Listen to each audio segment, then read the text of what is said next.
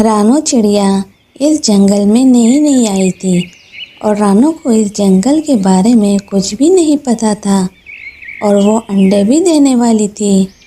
مجھے تو اس جنگل کے بارے میں کچھ نہیں پتہ کہ سرکشت جگہ کہاں ہے جہاں میں انڈے دے سکوں۔ کالو بھائی کے پاس جاتی ہوں۔ اور یوں رانو کالو کوے کے پاس جاتی ہے۔ کالو بھائی، آپ کو تو پتہ ہے میں نئی ہوں اور انڈے دینے والی ہوں۔ اگر آپ مجھے سرکشت جگہ بتا دیں تو آپ کی مہربانی ہوگی۔ رانو بہن، میں اپنی پتنی گوری کوے سے صلاح کر کے آپ کو بتا دوں گا۔ اور یوں کالو وہاں سے چلا جاتا ہے۔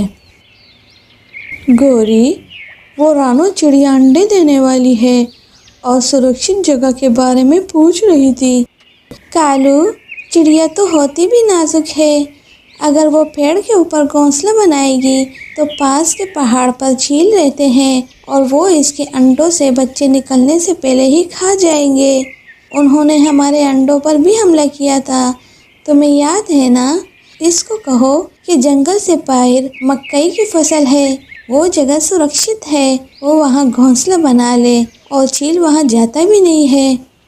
ہاں، یہ ٹھیک ہے، میں کل ہی اسے بتاؤں گا۔ اور یوں صبح ہوتے ہی کالو رانو چڑیا کے پاس آتا ہے۔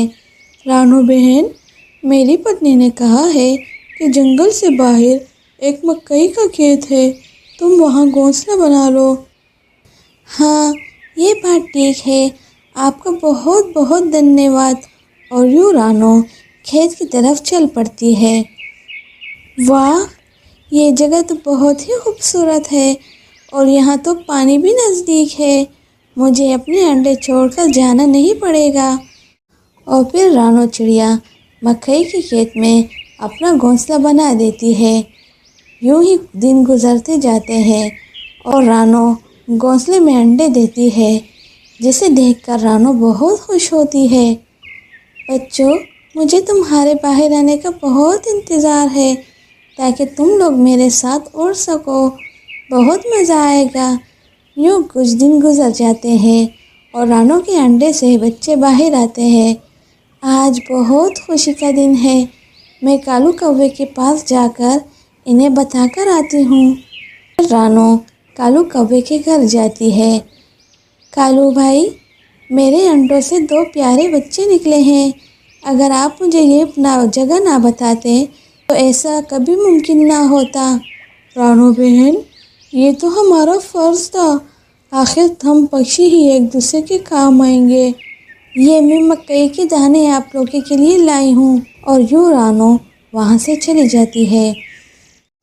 ایک دن رانو کسی کام سے باہر گئی ہوتی ہے کہ کھیت میں کسان آ جاتا ہے اور کہہ رہا ہوتا ہے، فصل تو بہت ہی اچھی پکی ہے، کل میں اپنے بیٹے سے کہوں گا کہ فصل کاٹ لے۔ اور کسان وہاں سے چلا جاتا ہے۔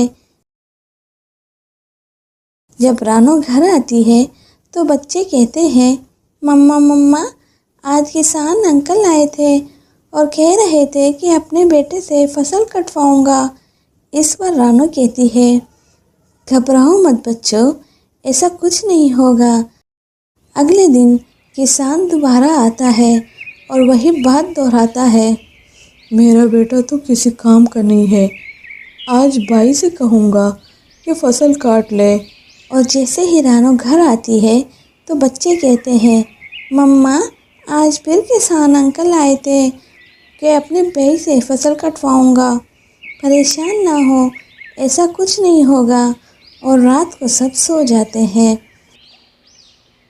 اگلے دن رانو پھر کسی کام سے باہر جاتی ہے تو کسان آتا ہے اور غصے میں ہوتا ہے، کوئی کسی کام کا نہیں، کل میں خود ہی فصل کاٹنے آؤں گا۔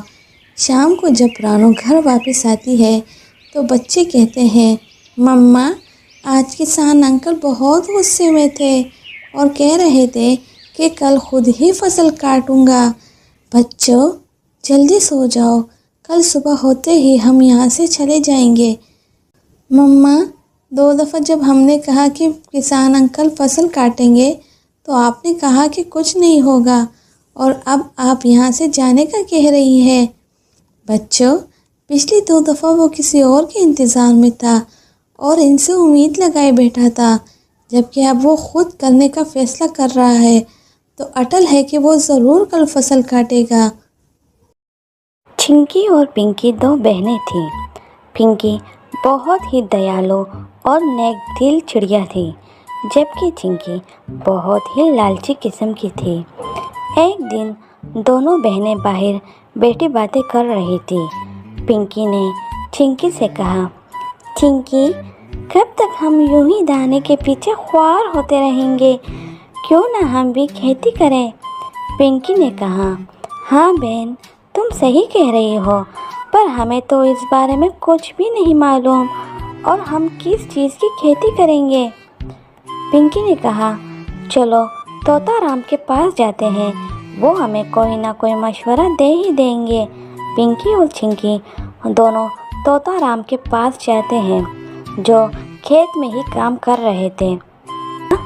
طوطا انکل، ہم دونوں کھیتی کرنے کا سوچ رہے ہیں، اس طرح ہم مصروف بھی ہو جائیں گے اور ہماری ضرورت بھی پوری ہوگی۔ تم دونوں کو کیا ضرورت ہے؟ تم دونوں چاہو تو میرے کھیت سے دانے لے جا سکتی ہو۔ نہیں طوطا انکل، ہم خود کرنا چاہتے ہیں۔ اچھا ٹھیک ہے، میرے پاس کچھ ٹماٹر کے بیج ہیں، وہ تم لوگ لے جاؤ۔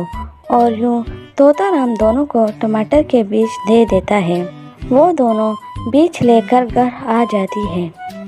چنکی، چلو یہاں بیج بو دیتے ہیں تمہارے گھر کے پاس۔ چنکی، جو کہ لالچی اور مفاد پرست تھی، وہ سوچتی ہے کہ اگر اس کے گھر کے سامنے بو دیے تو اسے خیال رکھنا پڑے گا۔ پنکی، تم یہ بیج اپنے گھر کے سامنے بو دو، وہاں سے آسانی سے نظر آئیں گے اور ہم دونوں اس کا خیال رکھیں گے۔ اچھا ٹھیک ہے، پھر وہ دونوں بیج لے کر پنکی کے گھر کے پاس آ جاتے ہیں۔ چنکی، بیج تو ہم ڈال دیں گے، پر تمہیں پتہ ہے کہ یہاں پانی کی قلت ہے، تو کھیت کو پانی کیسے دیں گے؟ اس دفعہ یہاں برسات بہت ہوگی، تو تم چنتا مت کرو اور یہاں فصل اگاؤ۔ اتنے میں وہاں کالو کوا آ جاتا ہے۔ ارے چنکی پنکی، تم دونوں یہاں کیا کر رہی ہو؟ کالو بھائی، ہم ٹماٹر کے بیج ڈال رہے ہیں، پر یہاں تو پانی نہیں ہے، تو کھیتی کیسے کریں گے؟ تم دونوں فکر کیوں کرتی ہو؟ تمہیں پتہ ہے کہ جنگل میں سبھی میرے پاس سے واٹر پمپ لے کر جاتے ہیں اور اپنی فصل کو پانی دیتے ہیں، تو تم بھی لے آؤ۔ ہاں، یہ تو ٹھیک کہا آپ نے۔ پھر وہ دونوں کالو سے واٹر پمپ لے آتے ہیں، اور جیسے ہی پانی شروع کرتے ہیں، اتنے میں زوروں کی بارش شروع ہو جاتی ہے اور ان کی فصل کو صحیح سے پانی مل جاتا ہے۔ صحیح سے بارش کی وجہ سے ان کی فصل کچھ ہی دنوں میں تیار ہو جاتی ہے اور اچھے خاصے ٹماٹر ان کی فصل میں ہوتے ہیں۔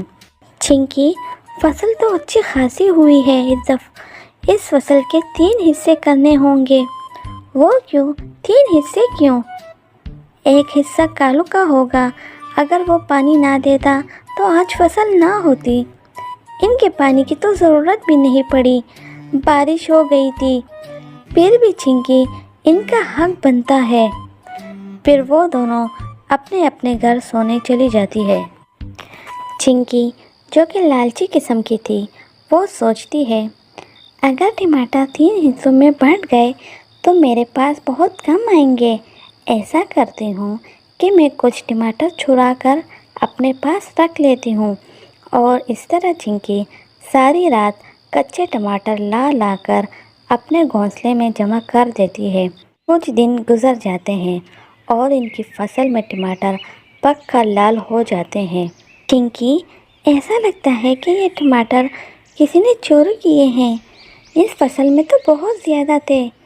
نہیں پنکی، یہ تمہارا وہم ہے۔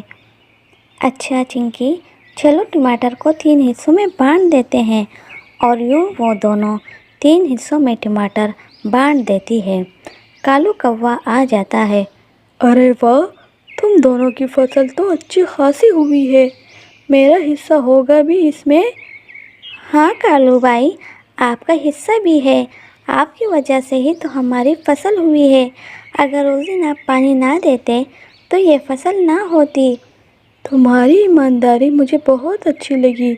اور کالو اپنے حصے کے ٹماٹر لے کر چلا جاتا ہے۔ وہ دونوں بھی اپنے اپنے حصے کے ٹماٹر لے کر چلی جاتی ہے۔ چنکی کچے ٹماٹر کے ساتھ ہی لال ٹماٹر رکھ دیتی ہے۔ کچھ دن میں کچے ٹماٹر خراب ہو جاتے ہیں اور اس کے ساتھ رکھے ہوئے بھی پکے ٹماٹر بھی خراب ہو جاتے ہیں۔ یہ دیکھ کر چنکی بہت روتی ہے۔